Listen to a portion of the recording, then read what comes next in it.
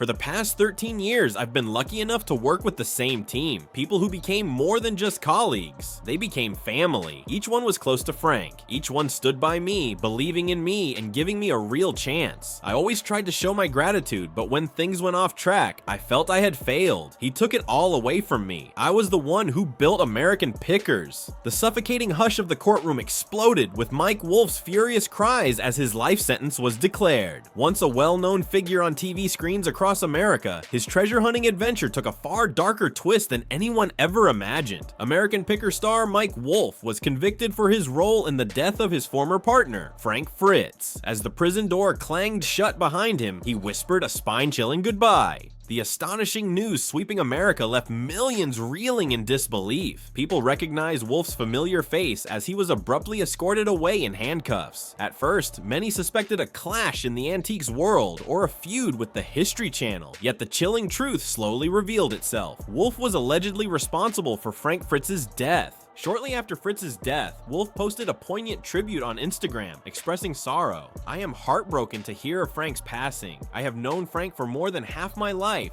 and what you saw on TV is what we had in real life. He was a special person. Rest in peace, my friend." Those emotional words take on a sinister edge when paired with the horrifying reality that Wolfe himself was the prime suspect in the murder. Fritz's death was first deemed a stroke complication. His medical records revealed cerebrovascular disease and aortic stenosis, both of which can disrupt blood flow. However, a shocking twist changed everything. An empty pill bottle in Fritz's home bore Wolfe's faint fingerprints. After DNA tests, investigators concluded this was no natural passing, but a calculated homicide. A later medical report showed Fritz had abnormally high levels of fentanyl, far exceeding any safe limit. This was alarming since fentanyl wasn't part of his prescribed drugs. Considering his health issues and strict regimen, the likelihood of Fritz dosing himself was next to impossible. Police swiftly focused on those who had contact with Fritz in his final hours. As their probe deepened, an American Picker crew member provided crucial details that led authorities to where Fritz's body was discovered. Suspicious texts from Wolfe to Fritz also emerged, along with Wolfe's prints on the pill bottle. Prosecutors insisted this was no manslaughter but a planned murder driven by envy and ambition. Anyone who once believed the feud was just a ratings trick had to face a brutal truth. American Pickers was no longer a charming show about antiques. It was a story of betrayal and crime. Mike Wolfe visited Frank Fritz's home often, giving him an easy way to enter without drawing attention. Traces of fentanyl in Fritz's system lined up too neatly with other evidence presented at trial, including Wolfe's internet history. Prosecutors revealed Wolfe had looked for hard-to-detect poisons and ways to fake a stroke-like death. This eerie coincidence reinforced the notion that the entire event was meticulously orchestrated. The amount of fentanyl was dangerously high, especially given Fritz's health and strict treatment plan. Wolfe's unrestricted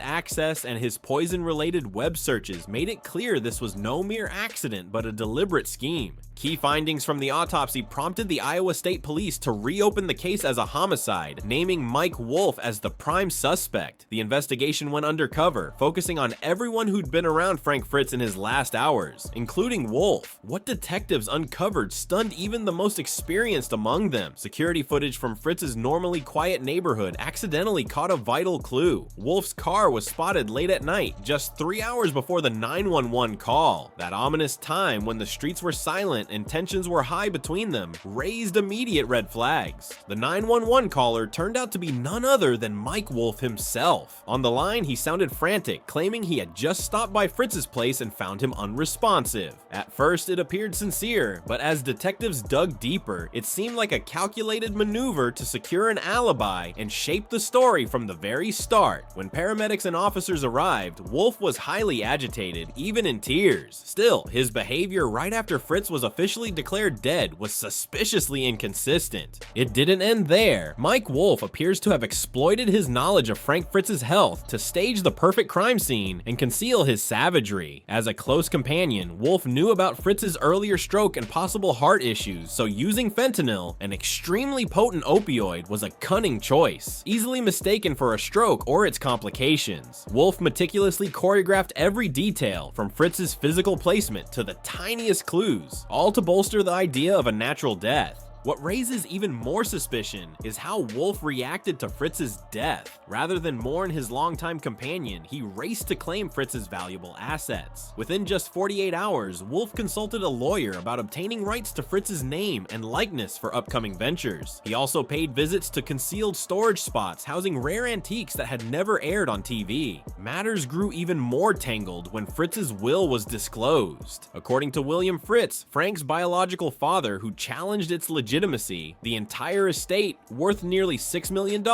went to Mike Wolfe. This revelation caused an uproar among Fritz's family, friends, and fans. As Frank's sole surviving relative, William Fritz was understandably suspicious. It seemed unlikely that his son, in fragile health, would grant everything to a friend. When William Fritz filed suit, Wolfe answered by hiring his own lawyer to uphold the will's terms. Instead of settling the matter, this only stirred more doubts. Was Wolfe truly honoring Fritz's final wishes, or was he just clinging to the enormous inheritance he stood to gain? The entire case hinges on one critical question. Did Frank Fritz have the mental capacity to fully grasp and sign his will? Had the will been upheld, Mike Wolfe would have automatically gained a multi-million-dollar estate, echoing the prosecution's claims of greed and manipulation. Meanwhile, William Fritz battles to preserve his son's legacy, convinced Frank would never have wanted all his assets to go to Wolfe, especially given their strained relationship. Wolfe's swift, calculated moves only reinforced the suspicion that he saw Fritz not as a partner, but as an obstacle to eliminate. Wolfe's personal diaries also exposed disturbing details, including passages that show his frustration and a wish to remove Fritz so he could claim the spotlight and total control over the show. Events before and after Fritz's death intensified doubts. Wolfe appeared at Fritz's home unexpectedly late at night, followed by a 911 call and a dramatic display of sorrow. Yet contradictions in the autopsy, alarming online searches on Wolfe's devices, and ominous diary entries slowly tore away his facade. Shortly after Fritz's death, investigators conducted a thorough search of Wolfe's home and office. Detectives uncovered a hidden safe loaded with unlabeled prescription bottles. The test results were jaw-dropping. The same toxin found in Fritz's body was in those vials. Even more shocking were the entries in Wolfe's private diary, revealing a sinister side completely at odds with his friendly public persona. These diaries capture more than trivial quarrels. They reveal an escalating bitterness toward Fritz. They culminate in an entry just weeks before Fritz's death, where Wolfe writes the chilling words, "Without me, this program would not exist. He has become a burden. Now there is only one way for me to protect what I have built." Those lines aren't just a coworker's gripe. They show a calculated, power-obsessed mindset in which Wolfe views Fritz not as a person, but as an obstacle that must be removed. When the truth finally emerged and Wolfe was brought to justice, those diary entries grew even more chilling. They stood as proof that this was no spur-of-the-moment act, but a carefully orchestrated plan. Mike Wolfe's trial stretched on for 6 harrowing weeks, capturing national attention. Prosecutors constructed a powerful case with a mountain of undeniable proof, gradually uncovering how Frank Fritz really died. The medical examiner found that the lethal fentanyl in Fritz's system was never prescribed to him, shattering the initial assumption of stroke complications. Wolfe's internet history dug an even deeper hole, revealing that he had looked up elusive poisons and methods for staging a stroke-like death. During the investigation, authorities uncovered a secret safe in Wolfe's home and office, stocked with unlabeled medication vials. Later analysis stunned everyone. The toxin inside matched what had killed Fritz. Even more alarming were Wolfe's heated diary entries, where he not only raged about Fritz, but clearly revealed a desire to remove him entirely. Security footage shown in court captured Wolfe's car pulling up to Fritz's home late at night, just hours before the emergency call. This discovery immediately threw Wolfe's testimony into question. Moreover, his swift, calculated push to grab assets and intellectual property after Fritz's death further supported the prosecution's claim that Wolfe acted with deliberate intent. Wolfe's online searches also exposed chilling queries, like, can drug interactions that cause strokes be detected after death? And how can a death look like complications from a stroke? These findings indicate that Wolfe not only took advantage of Fritz's health to craft a perfect cover story, but intentionally made it seem like a natural death. Several former American Pickers cast members took the stand, describing a deepening conflict between Wolfe and Fritz in Fritz's later years. A production assistant recalled witnessing fierce arguments about who controlled the show, with Wolfe insisting on holding full creative authority. She also remembered Wolfe angrily telling Fritz he no longer deserved equal pay once his health began to fail. Among the most explosive testimony came from Danielle Colby, who reluctantly supported the prosecution. Her voice shook as she described confronting Wolfe about his treatment of Fritz. "I noticed Mike becoming more and more obsessed with being the sole face of American Pickers," she said. When she asked about Fritz's pay, Wolfe grew irritable and aggressive, warning her not to meddle. Colby also revealed that she found unsettling notes regarding Fritz's medication schedule in Wolfe's office. When she questioned him, he merely claimed he was worried about Fritz's health.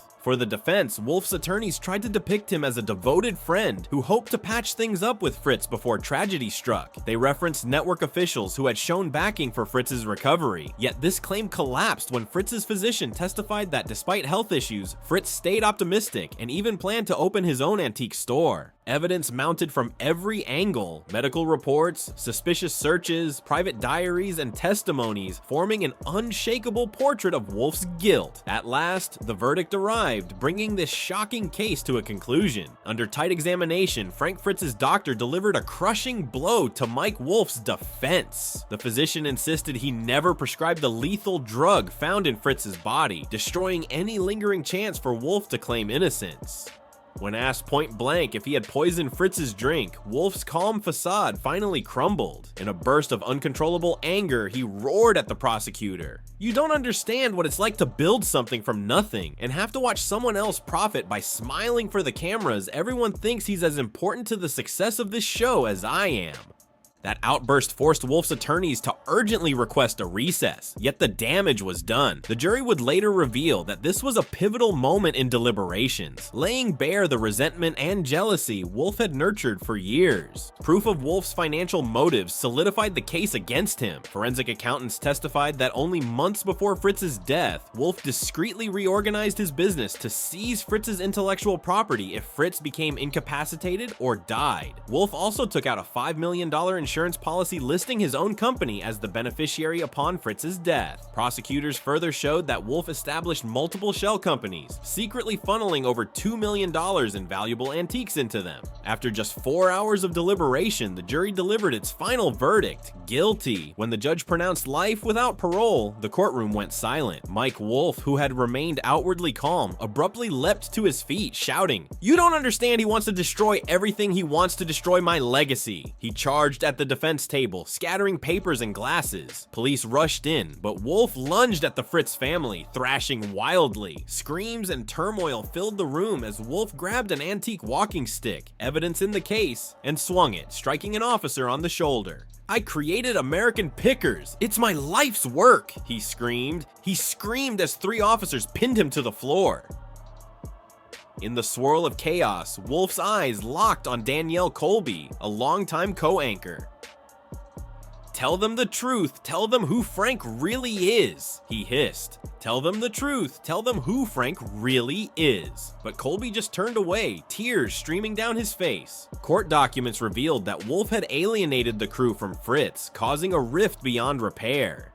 Even while pinned down, he kept hurling insults and hinting at his larger ambitions. "I'm going to start my own show. He told me I was out of date, that the network wanted him back." Before Wolfe was taken away, the judge addressed him firmly. "You see yourself as a guardian of history and culture, but deep down you are just a man of hatred and a thirst for control. Today's justice is not just for Frank Fritz, but for all those who believed in you." As the cold prison doors clanged shut, Wolfe's last words echoed, "Goodbye, everyone." Was it the desperate cry of a man facing rightful punishment, or the final move of a master manipulator? Answered.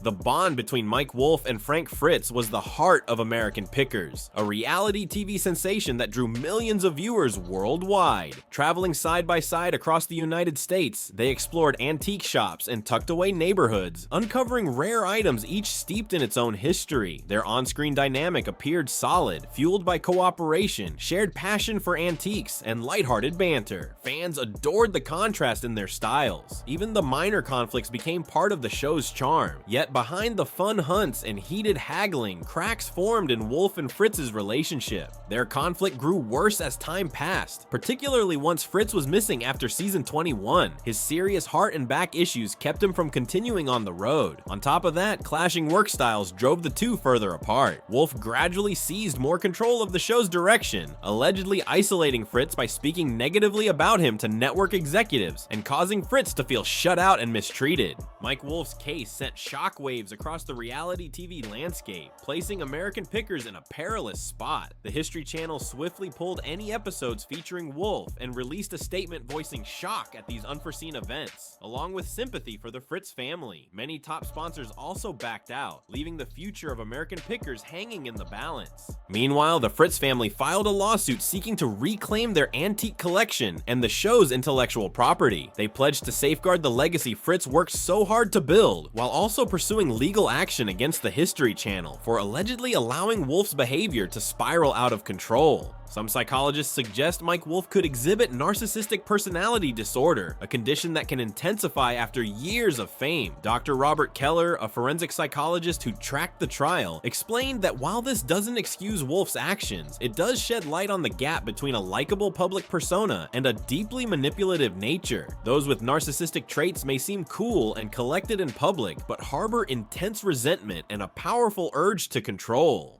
Fritz's exit from the show may have worsened psychological wounds Wolfe had been nursing for years. Perhaps most troubling is how Mike Wolfe leveraged his fame in the weeks after Fritz's death. He posted condolences online, yet also used the tragedy to market memorial merchandise. This prompted prosecutor Sarah Donovan to argue in closing that this was more than a criminal trial. It was a calculated deception of millions of viewers. Investigators found that over $1 million raised in Fritz's memory ended up in accounts under Wolfe's control. When the verdict came down, many loyal American Pickers fans felt stunned and betrayed. Robert Jenkins, a longtime viewer, confessed bitterly, "We welcomed him into our homes every week, believing in his sincerity, only to find out it was all a cover." Colleagues who once worked with Wolfe also stepped back, issuing startling comments and urging people to honor Fritz's memory. The American Picker cast was torn. Some continued to believe in Wolfe's innocence, while others were convinced the evidence was irrefutable. Danielle Colby, a pivotal figure on the show, sided with the prosecution and declared she would step away from her career following the tragedy. She still held out hope that despite everything, the show's spirit of preserving antiques and history could endure. Although Wolfe received a life sentence, both men's legacies will persist, yet in drastically different ways. Frank Fritz will forever be remembered as a devoted collector, genuinely passionate about antiques, who inspired countless people to see the charm in old items.